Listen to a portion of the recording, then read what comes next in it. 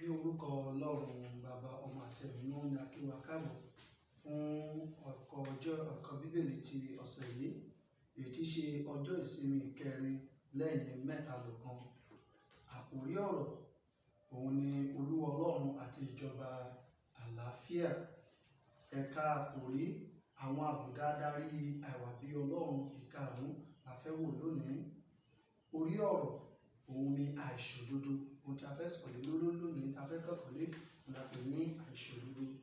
Ibi kíkà wa ni ìwé wòlíì Àìsáyà orí kìíní ẹsẹ̀ ìkọkànléníogún dé ẹsẹ̀ ìkọkànléníọgbọ̀n. Kí a tó ka ibi tí a kà yìí, a fẹ́ kí ẹ dá orúkọ yín kí àwọn ènìyàn kó lè mọ orúkọ yín. Bàbá akínyín káàbọ̀, kí ni orúkọ yín sà? Venerable A.O. Kusanu. Venerable A.O. Kusanu. Láti wọn náà. Ẹni ọ̀wọ̀ Revd Gborigi Gabriel. Gborigi Gabriel. Orúkọ tèmi náà yí padà ní Benjamin Bọ́lọ̀ndúró Frederick. Ẹ káàbọ̀.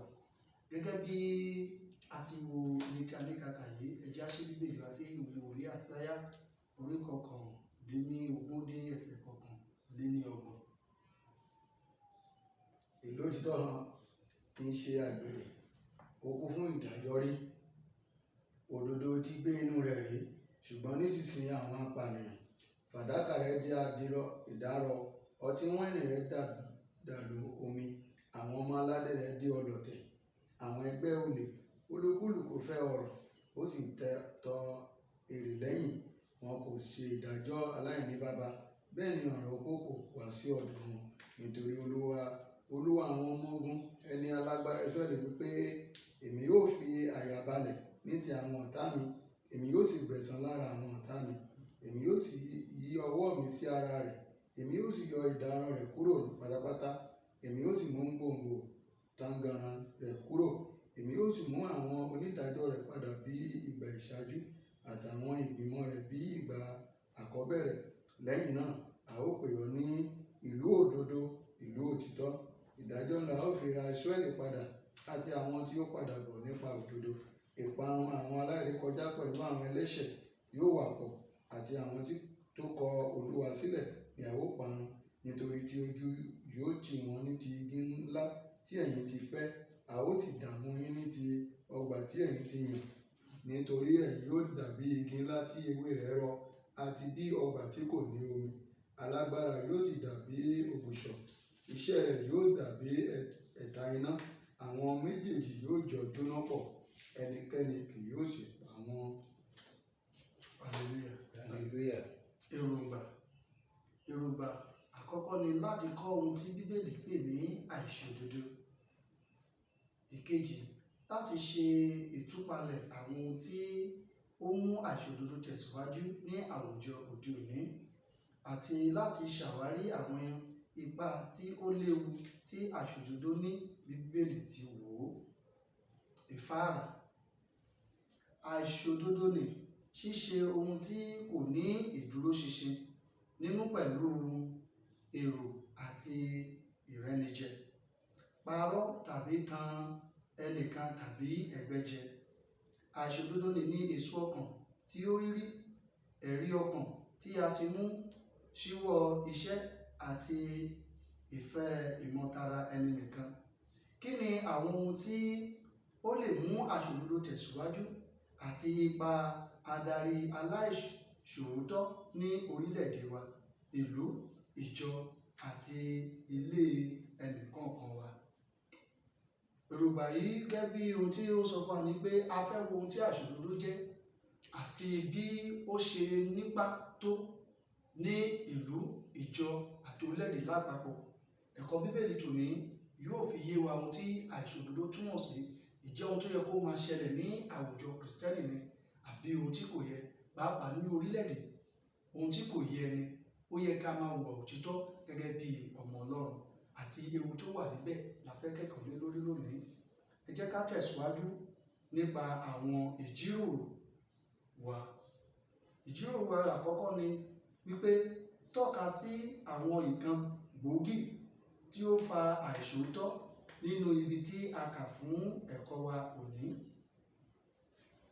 ta ló máa bá wa dáhùn ìbéèrè àkọ́kọ́ yìí gẹ́gẹ́ bí a ti wò nínú ìwòlé Àsáyà 59:3-8, Ezekiel chapter 22:25-29. Nínú ẹ̀kọ́ kíkà wa ti Àìsáyà yẹn, ìkíní nínú ẹ̀ ní ìpànìyàn, àìsòótọ́, ìwà ìrírí lọ́pọ̀lọpọ̀ tí à ń wù ní ìlú àti orílẹ̀-èdè. Òun ni àìsòótọ́, ìpànìyàn. Ó dára bẹ́ẹ̀. Ṣé ẹ fi bá wa sọ sí? Ohun tí a tún lè rí tọ́ka sí ni àwọn ìwà agbára bíi ojú ìṣáájú àti ìwà èmi ni mo wà lórí ìjọba. Ìrẹ́nijẹ. Hallelujah. A rí pé èsì tí a fi sí ìbéèrè yẹn bá mu dáradára. Ẹ jẹ́ ká lọ sí ìbéèrè kejì. Ìbéèrè kejì pé báwo ni o ṣe lè júwe àìṣòótọ́ ní àwùjọ òde òní? Báwo ni o ṣe lè júwe àìṣòótọ́ ní àwùjọ òde òní pẹ̀lú bí àwọn ẹsẹ̀ Bíbélì wọ̀nyí ti sọ ọ́?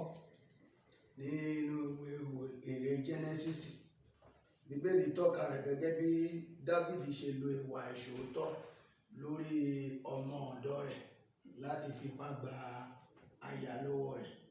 Ó dẹ̀ tún fi yé wa nínú ìwé Sámúẹ́lì kejì gẹ́gẹ́ bí àwọn ọmọ Jákọ́bù wọ́n ṣe gbìmọ̀ pọ̀ láti ta àbúrò wọn tí wọ́n sì pa aṣọ rẹ̀ tí wọ́n pa ẹran tí wọ́n fi yí ẹ̀jẹ̀ láti tàn sọ sí bàbá wọn láti tàn bàbá wọn jẹ nípa ìwà àìṣòótọ́. Hallelujah. Ìyẹn ìwé Genesis chapter 37, 31-35 and 2 Samuel 11:1-4. Lóòótọ́ ni ìwà àìṣòdodo ni ìsáfù ni Dáfídì lò torí pé ó lò rẹ̀ gẹ́gẹ́ bí ọba.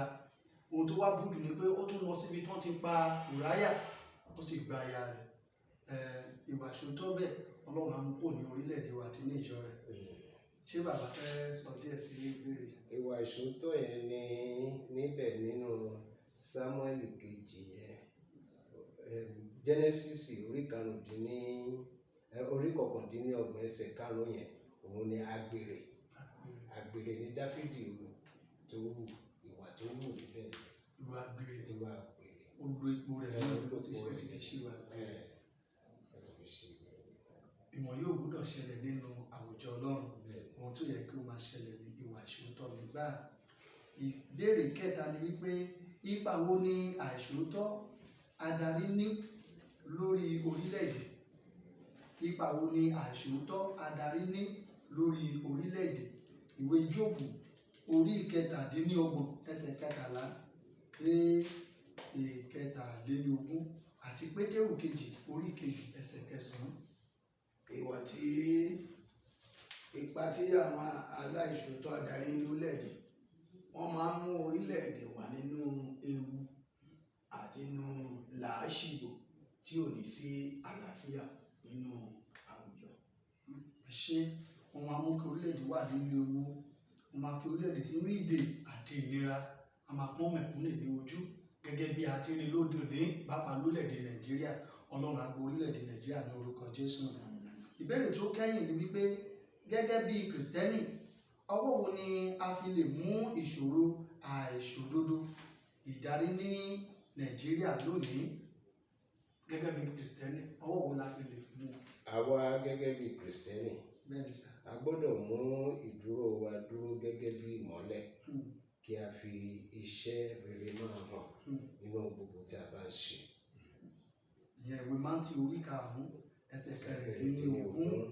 Ṣé bàbá dáàdì wa Gborigi, ṣé ẹ̀rí bá wa sọ síbẹ̀ náà? Gẹ́gẹ́ bí àfikún tí bàbá wí, gẹ́gẹ́ bí Kìrìsìtẹ́nì nínú àwùjọ, iṣẹ́ rere ló yẹ kí a ká mọ́ wa lọ́wọ́ níbi gbogbo tí a bá ti bá ara wa gẹ́gẹ́ bí ìmọ́lẹ̀ ní Kristi. Hallelujah.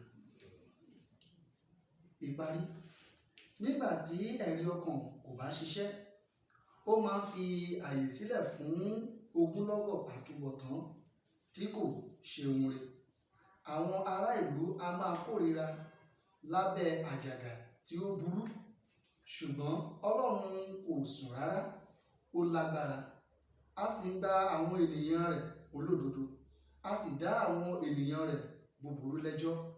Ọlọ́run sì ń dúró ti àwọn olódodo bó tó kí ogun le tó, kí ìpọ́njú pọ̀ tó, kí àṣeyọrí pọ̀ tó ní orílẹ̀-èdè. Àwọn tó bá jẹ́ olódodo Ọlọ́run ṣe kí ni o, ó sì ń dúró tì wọ́n. Ṣùgbọ́n àwọn aláìṣòótọ́ wọ̀nyí Ọlọ́run yóò ṣe ìdájọ́ wọn ní orúkọ Jésù. A ò ní gba ìdájọ́ burúkú. Fún ìrònú, ǹjẹ́ adarí aláìṣòótọ́ bí ó ti wù kí ó lágbára tó lè tan ikú jẹ nígbà tí àkókò bá dé? Rárá, kò sí bí aláìṣòótọ́ tó kó ń gbọ́n tó kò lè tan ikú jẹ o. Bó tù kó fi àlùmọ̀kọ́ ikú ọrọ̀ jọ kó gbogbo lẹ́yìn kó sọ di títí rẹ̀, ṣùgbọ́n nígbà tí ikú bá dé yóò ṣe kí ni, yóò dá gbogbo rẹ̀ sílẹ̀ ní orúkọ Jésù. Ọ̀run á ràn wá lọ́wọ́. Ẹ jẹ́ ká wo àkọ́sórí wa, ìwé Pétérù kejì orí kejì ẹsẹ̀ ìkẹsàn-án. A ó jọ kà á ní àpapọ̀. Ìwé Pétérù kejì orí kejì ẹsẹ̀ ìkẹsàn-án. Ó yá o, ẹ jẹ́ ká á. Olúwa mọ̀ bí a ti yọ àwọn ènìyàn àbí Ọlọ́run kúrò nínú ìdánwò àti bí a ti ń pa àwọn aláìṣòótọ́ tí a ti fìyà dé ọjọ́ ìdájọ́. Hallelujah. Kí Olúwa Ọlọ́run Olódùmarè kó fún wa ní oore ọ̀fẹ́ àti máa gbé ìgbé ayé òtítọ́ ní orúkọ Jésù. Ẹ jẹ́ kí a gbàdúrà. Bàbá, gbé ọ̀gá fún ẹ̀kọ́ Bíbélì tí òní. Ọlọ́run gbọ́ ọpẹ́ wa. Bàbá, gẹ́gẹ́ bí ìmọ́lẹ̀, Olúwa fún àánú ọ̀fẹ́ láti máa tàn mọ́lẹ̀. Pa ìwà ìṣòdodo rẹ kúrò láàrin wa. Pa kúrò lẹ́rìn ìlú àti orílẹ̀-èdè Nàìjíríà. Kí àlàáfíà rẹ kó jọba, kí òdodo rẹ kí ó sì gbayì. Jésù Olúwa wa. Lẹ́ẹ̀kan sí akíwá pé àkóso Olúwa bàbá Venerable ní orúkọ Jésù Kàmúrẹ́ yóò ní gbẹ. Àlùfáà Gabriel náà ní orúkọ Jésù ẹ̀ máa tẹ̀síwájú. Ẹ ṣé gan.